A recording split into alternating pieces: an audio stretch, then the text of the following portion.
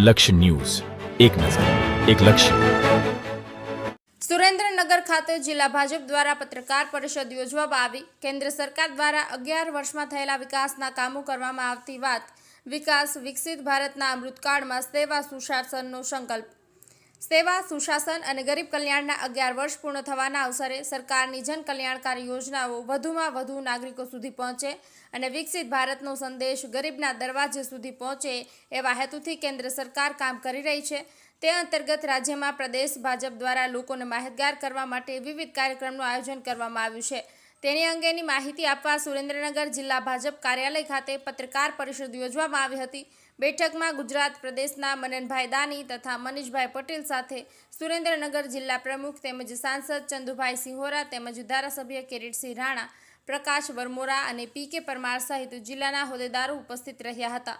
જિલ્લાના સાંસદ ચંદુભાઈ સિંહોરા દ્વારા કેન્દ્ર સરકાર દ્વારા કરવામાં આવેલા વિવિધ કામો જેવા કે આરોગ્યલક્ષી, શિક્ષણ, આવાસ યોજના, રેલવે સુવિધાઓ તેમજ પાણીની સુવિધાઓ જેવી અનેક યોજનાઓ જેનો લાભ ગરીબ લોકોને મળે તે અંગે માહિતી આપી હતી.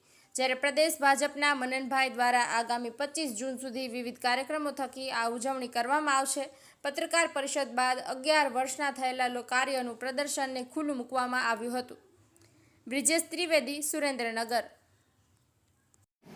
સુરેન્દ્રનગર જિલ્લા ખાતે કેન્દ્ર સરકારના એટલે કે મોદી સરકારના 11 વર્ષ સેવા સુશાસન અને ગરીબ કલ્યાણના આ 11 વર્ષ પૂર્ણ થયા છે ત્યારે ભારતીય જનતા પાર્ટી અને કેન્દ્ર સરકારે ખાસ કરીને 11 વર્ષમાં એવું કહી શકીએ તો ચાલે કે દેશ આઝાદ થયો ત્યારથી કોંગ્રેસની સરકાર 2014માં રહી ત્યાં સુધી જેટલા કામો એટલા વર્ષમાં નથી થયા એ છેલ્લા 11 વર્ષમાં પૂર્ણ થયા છે. અને આમ જોવા જોઈએ તો એના કરતાં વધારે થયા છે. એવી સ્થિતિમાં 11 વર્ષમાં નરેન્દ્ર મોદી સાહેબ દ્વારા અને કેન્દ્ર સરકાર દ્વારા સેવાથી લઈ અને સત્તા મેળવીને ફરીથી સેવા કરવાના માધ્યમથી ગરીબ કલ્યાણને લઈ અને છેવાડાના માનવી સુધી દરેક પ્રકારની સુવિધાઓ અને સહુલિયતો પહોંચે એ માધ્યમથી અને પહોંચી શકે એના માટે ખૂબ બધા કાર્યક્રમો અને યોજનાઓ બની હતી. છેલ્લા 11 વર્ષમાં ખૂબ બધા કામો થયા છે, આપણે સર્વે જાણીએ છીએ.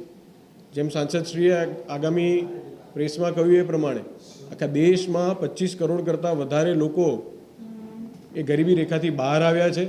ઇન્ફ્રાસ્ટ્રક્ચરની વાત કરીએ તો જેટલું કોઈ દેશમાં, દુનિયાના કોઈ પણ દેશમાં ઇન્ફ્રાસ્ટ્રક્ચર માટે જેટલું બજેટ નથી વપરાતું એના કરતાં વધારે ભારત દેશમાં વપરાય છે.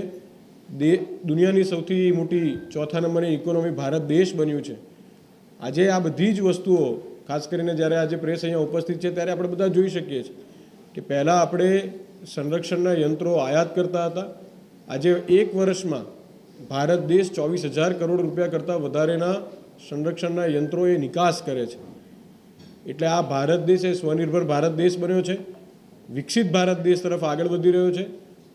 આજે લોકોની હંમેશાથી ભારતીય જનતા પાર્ટી અને ભારતીય જનતા પાર્ટીના કાર્યકરો અને સાથે સાથે નેતાઓ જોડે એક અલગ જ મહત્વાકાંક્ષા હોય છે. અને આ મહત્વાકાંક્ષા કેમ ઊભી થઈ છે એનું કારણ એ છે કે લોકોને પણ હવે ખબર પડી છે કે ભારતીય જનતા પાર્ટી અથવા તો સરકાર જોડે માગીએ છીએ તો એના કરતાં સવાયું ભારતીય જનતા પાર્ટીની સરકાર આપે છે. અને એના લીધે જ લોકોનો ભાજપ પ્રત્યે પ્રેમ વધ્યો છે, નરેન્દ્ર મોદી સાહેબ પ્રત્યેની લોકોની આસ્થા વધી છે અને લોકો આ સરકારને ખુબલે મત આપે અને મત આપીને જીતાડતી હોય છે. એ વિષયને લઈ 11 વર્ષના વિવિધ કામોને લઈ અને આગામી 25 જૂન સુધી દરેક જિલ્લામાં કાર્યક્રમ થવાના છે.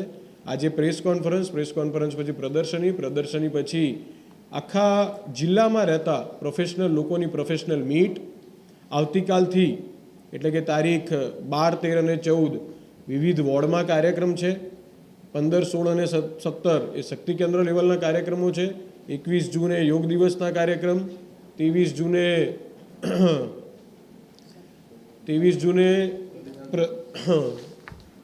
જૂને શ્યામાપ્રસાદ મુખર્જીજીના બલિદાન દિવસનો કાર્યક્રમ, 25 તારીખે કટોકટી દિવસ એટલે કે સંવિધાન હત્યા દિવસ, એમ કરી અને લગભગ 25 તારીખ સુધી કાર્યક્રમો ભારતીય જનતા પાર્ટીના આખા જિલ્લામાં ચાલવાના છે. આ જ કાર્યક્રમોમાં પર્યાવરણને લગતા કેચ ધ રેન અને વૃક્ષારોપણના કાર્યક્રમ હેઠળ લાખોની સંખ્યામાં વૃક્ષારોપણ અને હજારોની સંખ્યામાં આપણે રિવર્સેબલ બોર બનાવવા જઈ રહ્યા છે. આ બધા જ કાર્યક્રમ 11 વર્ષની સિદ્ધિઓ અને લોકો સમક્ષ 11 વર્ષની વાતો, જે કામો થયા છે, જે યોજનાઓ લાગુ પડી છે, એ બધા જ વિષયોને લઈને અમે લોકો સુધી જવાના છે અને એટલા માટે જ આ બધા જ વિષયો લઈને અમે તમારી સમક્ષ રજૂ થયા હતા.